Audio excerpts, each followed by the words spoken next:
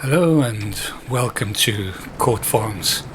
This is episode 20, and after the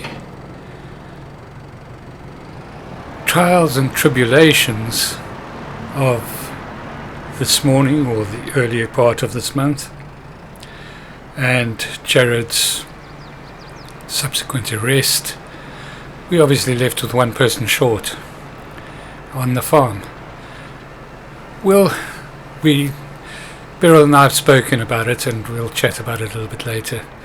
In the meantime, though, he has left us with a uncompleted, in fact, not even started contract, which he's committed us to. So Beryl and I are going to tag team this contract in an exercise in teamwork. So we've got Beryl on the mower. I'm going to get the Massey ready and pick up the tedder. Just a little bit of shuffling around I have to do to get that done, which is not a bad thing because we've got to let Beryl get a little bit ahead on the mowing, and then I'll get out and start tedding while she's doing that. Yeah, so getting back to our friend Jared. So he was arrested and taken away. I've had a word with his parents, and they've kind of indicated that they're not exactly surprised. He has been in trouble before, which would have been nice to know, I suppose. But then again, we didn't do proper due diligence when we got him out here, simply because we knew him from the other farm.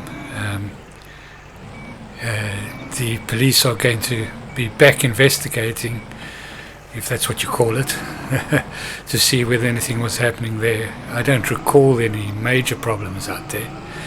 But in any case, that's beside the point. That's for him to deal with. Our immediate problem is to get this grass field done. We certainly do not want to renege on any contracts. One thing that must be said for Jared is that he did a pretty good job with our contracts. There were minor little irritations, but nothing that I wouldn't have expected. But yeah, so he didn't actually tell me about this contract. I just found out about it when I was going through his work schedule that we post on our computer. In any case, it's not a big problem. It's going to bring in some extra money. And while we were discussing the way forward, we've decided not to take anybody on right now. We're kind of getting into winter, so it's, if it was going to happen, it's probably a good time for it to happen. There goes Beryl, overtaking me. Yeah, the Valtra's a bit more powerful. So we'll have to sort of dovetail a little bit on this working together. But we're going to show you the whole operation, so you'll see how we do it. In any case, getting back to what we were saying in terms of the planning. So we're not going to get anybody in immediately. The police did take away the camper van or mobile home or Winnebago or whatever you want to call it that was owned by Jared. And so we've got a bit of a space at the top there. We'll look to put in maybe a little cottage or something up there if we decide to take on. I think we'll have to take on a new work in the next summer. And then going forward through the winter, we've been giving some serious thought to the milking milking sheep to complement the goats.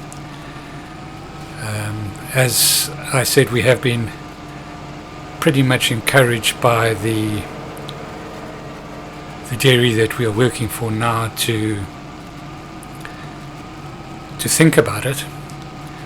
So we're going to have a look, and we're going to investigate the price of setting up a field for some milking goats. We will have to also be able to afford to put in a new, at least a collection point for the dairy, but they did indicate they might give us a grant to do that, so we'll see how that goes. The other thing is, well, the one good thing is that the milking sheep don't really need shelter, because sheep just tend to stay out in the fields even during the winter months. But we'll have a look and see what type of pens are available for milking sheep. So I'll do a bit of investigation on that, and we'll try and get that going as soon as we can afford it, really. Just another bow to our string, so that we're not, we're still basically tied down to the same customer, which is not great, but at least we've got different products. Yeah, we came pretty close there, didn't we, in that last run? I think we'll just hang back a little bit and let Beryl come down and turn around. So Beryl she turns quite a bit slower than I do at the top of each pass, and of course she's mowing at a slightly lower width than I'm tedding, so it does lead to me catching up every now and again, even though we're in a slower machine. This Massey's doing pretty well though in front of this tedder. Pretty happy with that.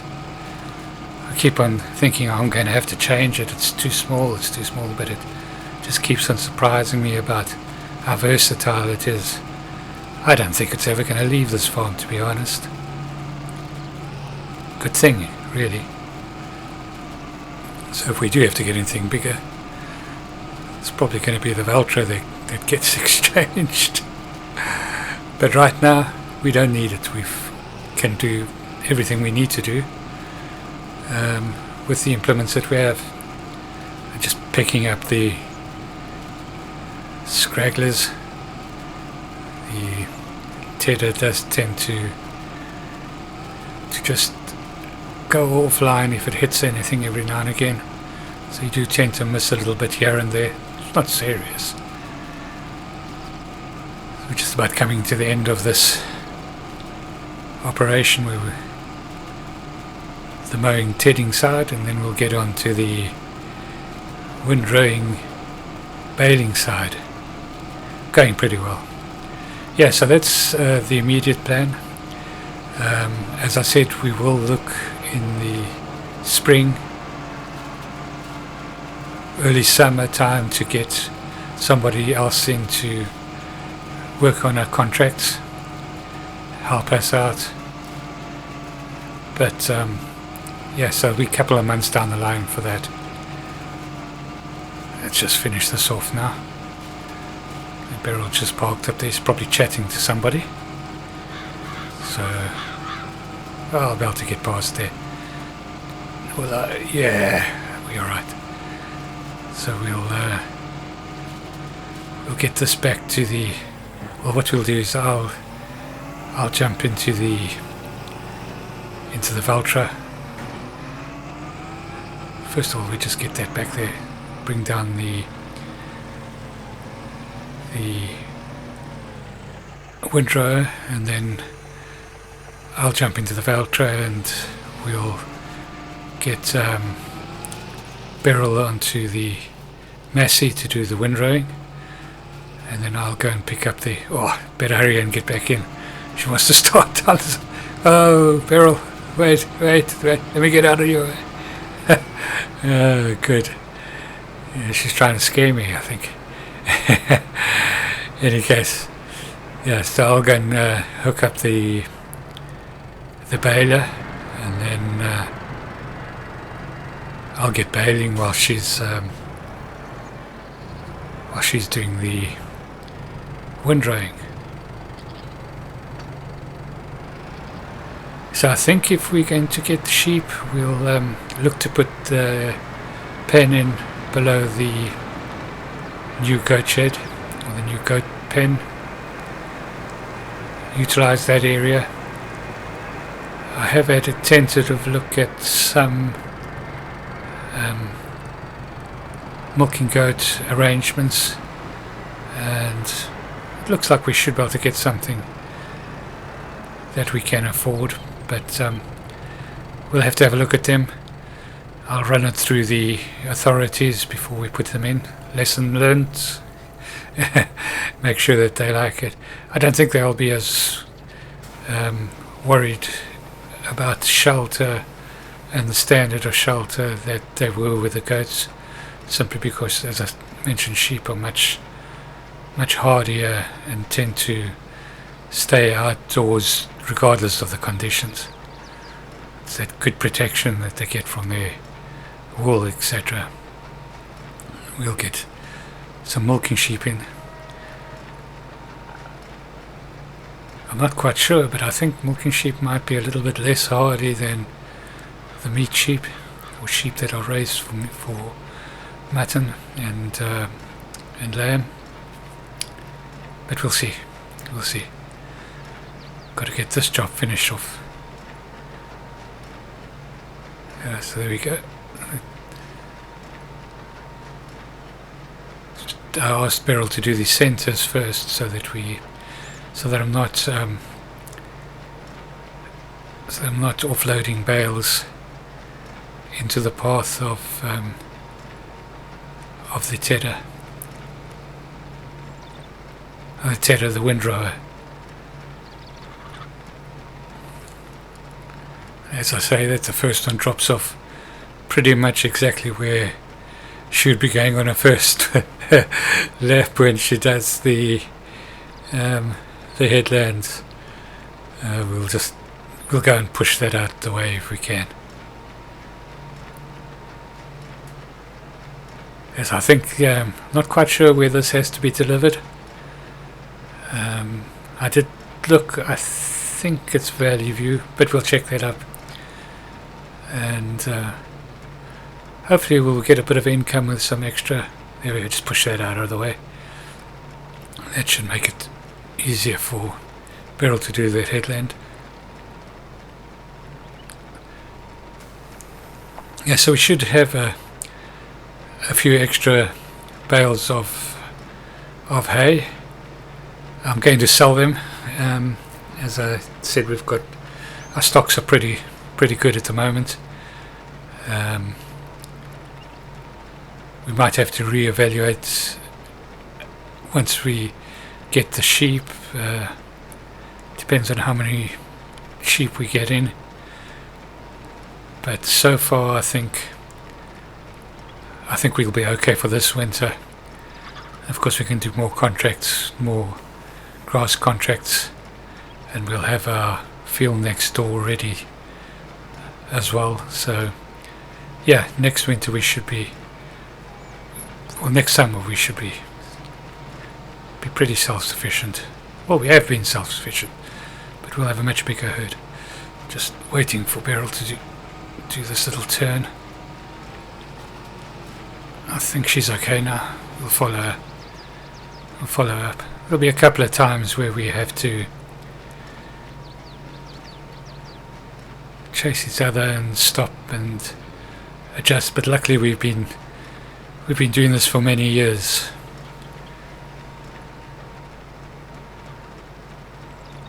She kind of knows that the kind of general rule that I do is I go left.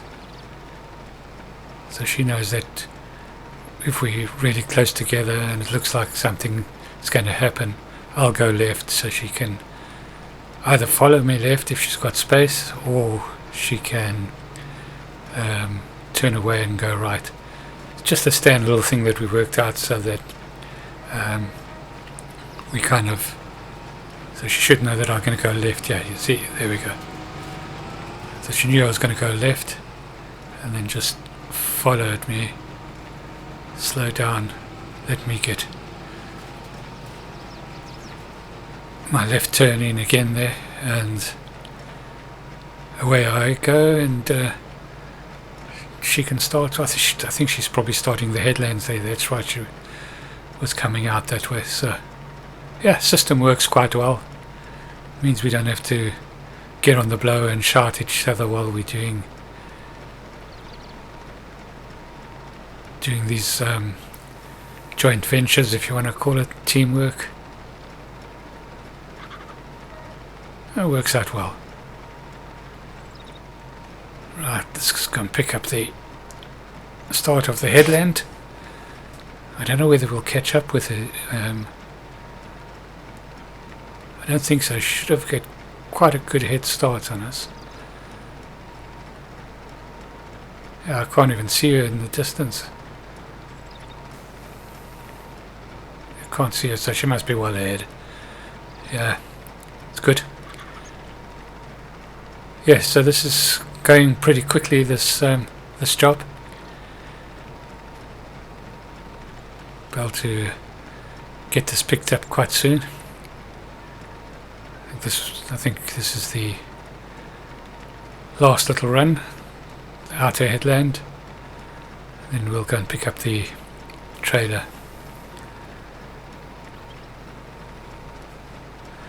We should also start in the fairly near future, the next couple of months, probably by the end of winter, start getting milk from the first load of lambs that we had, or kids, sorry, not lambs. Got sheep on the brain now.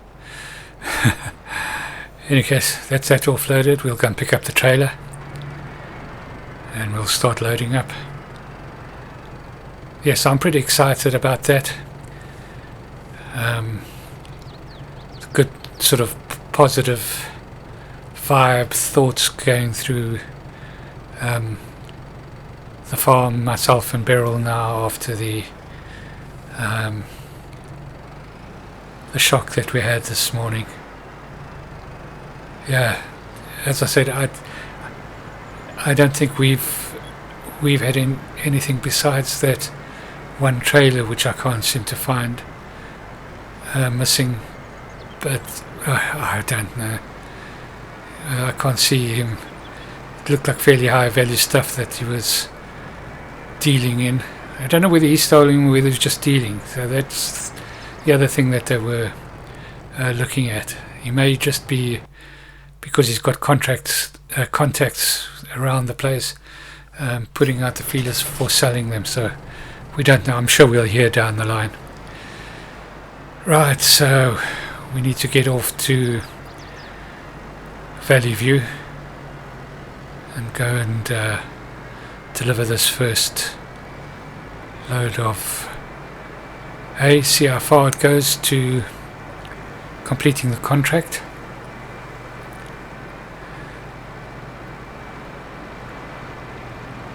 I'm just going to drive up here and I was a little bit unsure whether I'd get through. I parked up all the other vehicles or the other implements ready for washing. Yeah, judged the gap well. Yeah, I had to judge the gap, thinking that I've got to get out of here, and I just wasn't sure whether that, particularly the baler, would be in the way. In any case, we'll see you up at Valley View. Right, let's get this first lot offloaded. See how far we go. I doubt whether it'll complete the contract. We might have one or two bales that still need to come up. That's alright, we'll just sell all the extra bales here if we have to do that. Just means we won't be able to look to see where the best price is. Just be more efficient just to sell it all at one place. Let's have a look and see. One thing I like about this map is that they always have these bales next to the bale trigger point. Nice little touch. Right, let's get this off see how far we go. We don't have to do that. Just need to push it over, mate. Wrong side. Left bump. Yeah. Right, let's see what happens.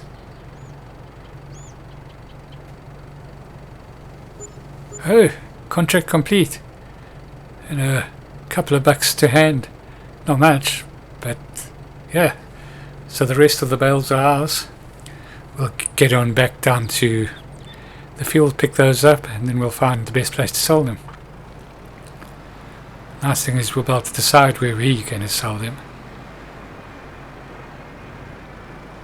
Don't want to travel too far, but of course if the price difference is huge, so really want to either do town stores or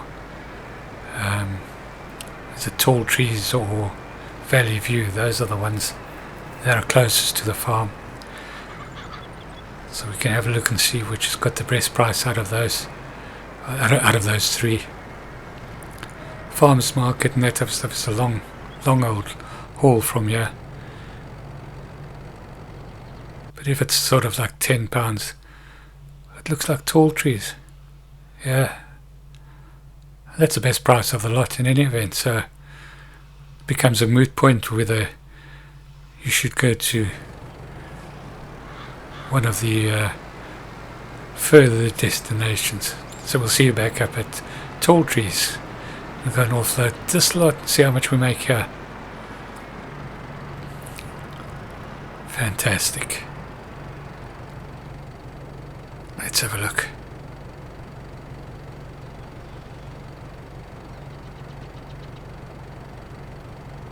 So we've got a full load. It's amazing how that worked out to exactly 24 bales. Oh, nice, nice. That'll help. Let's get this back. We'll get payment in shortly for the whole contract, and then we'll have a look at what we're going to do with the sheep. That's where I'm going to end this episode. Thank you so much for watching. If you've enjoyed it, please like and subscribe, and cheerio!